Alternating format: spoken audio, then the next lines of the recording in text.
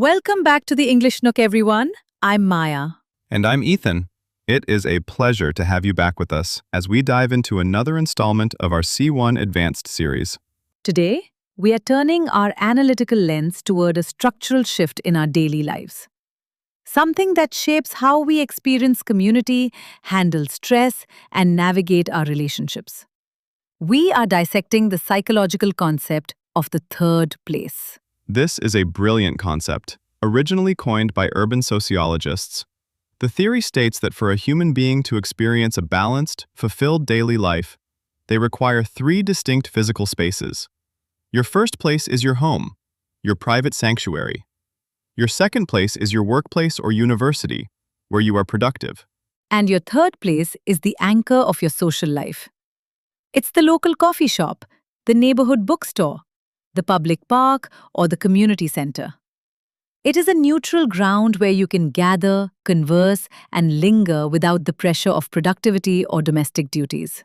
What makes a third place so vital is that it facilitates spontaneous interaction. You don't need an appointment or an explicit invitation to be there.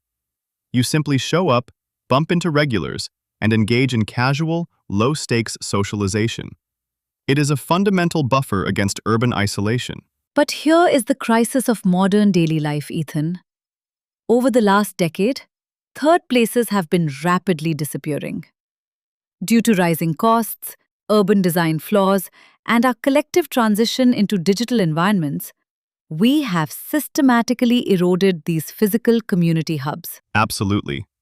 We have commodified almost every square inch of our cities. Today, if you want to sit down somewhere outside of your home or office, you are almost always expected to buy an expensive artisanal coffee or pay a premium fee just to exist in that space. If you don't pay, you are subtly, or overtly, encouraged to move along.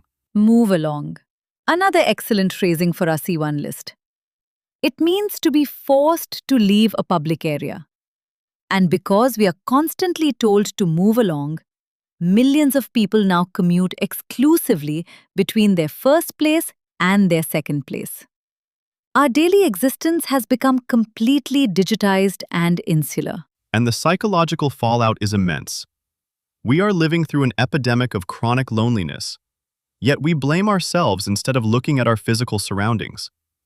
We assume our social isolation is a personal failure, when in reality, it is a structural byproduct of a society that is optimized for commerce over connection. Precisely.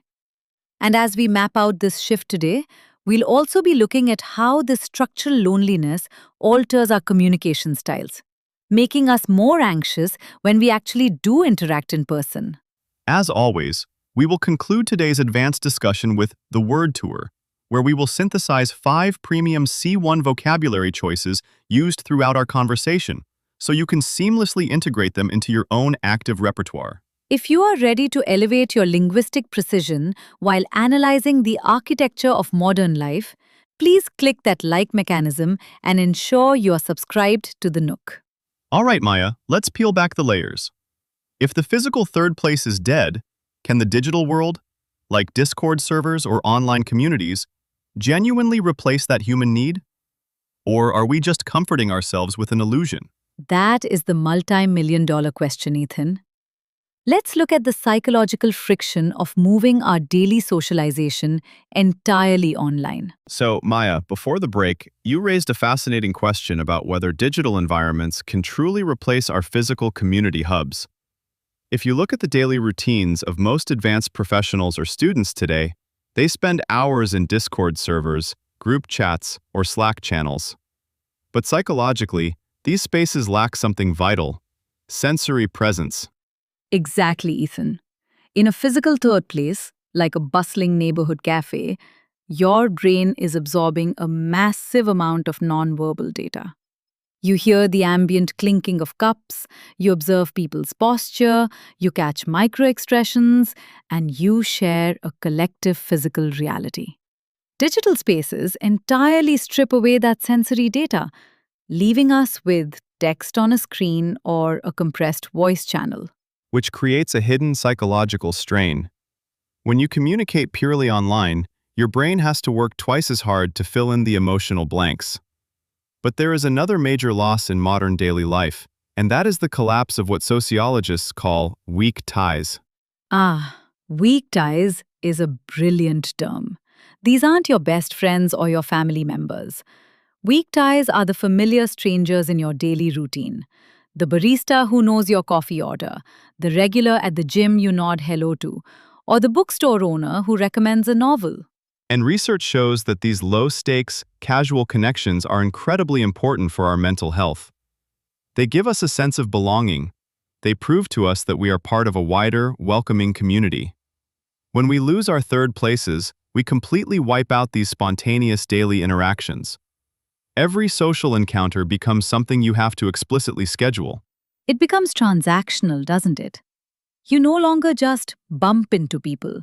You have to text them, coordinate calendars, and arrange a time.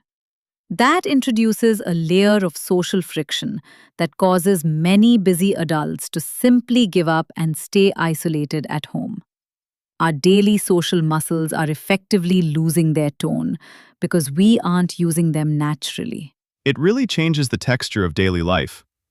When your entire world shrinks down to just your apartment and your office laptop, your perspective narrows. You stop interacting with people outside your immediate socio-economic bubble. Which brings us to the awkward, uncomfortable reality of this trend. When we are forced to live without these casual social buffers, how does it actually change our behavior? When we do occasionally venture out into public spaces, we find ourselves feeling strangely anxious, hypersensitive, or completely out of practice. It is a profound shift in the human experience. Let's look at the raw, unfiltered reality of how this modern isolation alters our daily emotional responses. Let's look at the raw reality of how our daily lives have changed because of this, Maya. Because we have eroded these casual public spaces, a lot of us have developed a strange hypervigilance when we actually go outside. We walk down the street or sit on a bus, and we treat every single stranger not as a potential casual connection, but as a potential annoyance or a threat to our peace. Oh, absolutely. Just look at the universal modern uniform. Noise-cancelling headphones. We put them on the second we step out of our front door. We use them as literal psychological armor to signal to the world, do not approach me, do not look at me, I am completely closed off. We are protecting our energy, sure, but we are also cutting off any chance of a spontaneous human interaction. And because our social circles have shrunk so dramatically, we end up placing an unsustainable emotional burden on our immediate relationships, usually our romantic partners or our one best friend. We expect that single individual to be our lover, our therapist, our coworker, and our entire community hub all at once. It puts an incredible amount of strain on a relationship. It's completely unnatural from an evolutionary perspective. Humans were never meant to look to just one person for total psychological validation. We evolved to exist within a web of diverse, low-stakes relationships. When you lose the third place, you collapse that web. And the moment your primary relationship experiences a bit of friction, your entire emotional support system completely shatters. It really explains why so many modern adults feel so incredibly fragile. We are living on an emotional tightrope without a safety net. And when we do try to break out of this isolation, the initial experience can feel incredibly awkward. If a stranger strikes up a casual conversation with us in a grocery line now, our immediate subconscious reflex is often suspicion. We think, what do they want from me? Are they trying to sell me something? Right! We have become completely unaccustomed to pure, agenda-free human interaction. We have conditioned ourselves to believe that every interaction must have a digital transaction attached to it. It's a very tragic way to navigate our daily existence, and it makes people withdraw even further into their private sanctuaries. It is a vicious cycle. But recognizing the structural nature of this isolation is the first step toward reclaiming our daily lives. So, how do we actively fight back against this trend? How do we intentionally reconstruct our own third places in a world that is actively trying to keep us isolated? Let's analyze the practical strategies. All right, Ethan. We have diagnostic clarity on the crisis. The infrastructure of our daily lives is isolated. But we cannot simply wait for urban planners or multi-billion-dollar developments to save our social lives. We have to take agency. How do we deliberately resurrect the third place in our current daily routines? The primary shift requires us to cultivate what sociologists call the propensity to linger. In modern culture, we are optimized for efficiency. We enter a coffee shop, grab our cold brew, and sprint out the door. To fight back, you have to intentionally introduce friction into your routine. Sit down at the table. Take off your headphones. Allow yourself to simply exist in that space for 30 minutes without a strict agenda. You have to make yourself available for a spontaneous interaction. If your eyes are permanently glued to your smartphone and your ears are blocked by silicone earbuds, you are projecting an impenetrable field. By simply sitting quietly and observing your surroundings, you signal to the environment that you are a participant in public life, not just a consumer passing through. Exactly. You shift from a transient customer to a foundational regular. The second strategy is what I call becoming a creative regular. Find one local business or public space, a public library, a specific bench in a botanical garden, a family-owned diner, and visit it at the exact same time every week. That consistency is the absolute secret ingredient, isn't it? Human beings are creatures of pattern recognition. When the staff and the other regulars see your face consistently every Tuesday afternoon, the invisible social barriers naturally begin to erode. A baseline of trust is established without you even saying a word. Suddenly, a nod turns into a brief comment about the weather, which eventually evolves into a genuine, low-stakes relationship. It entirely demystifies the process of making friends as an adult.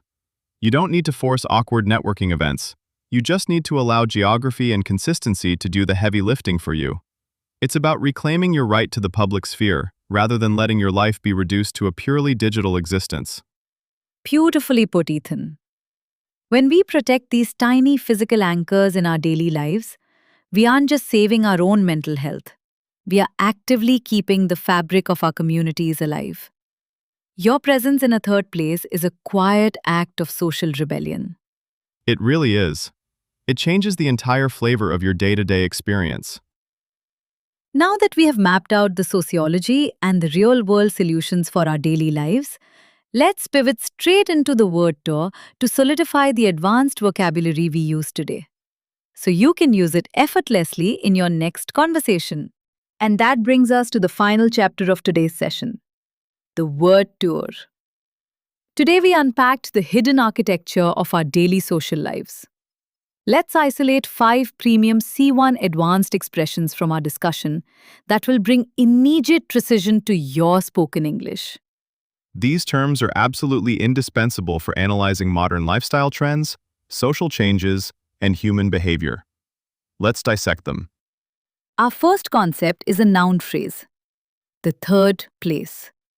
This is a sociological term for a neutral social environment outside of your home, the first place, and your office, the second place, where you can gather, relax, and converse freely.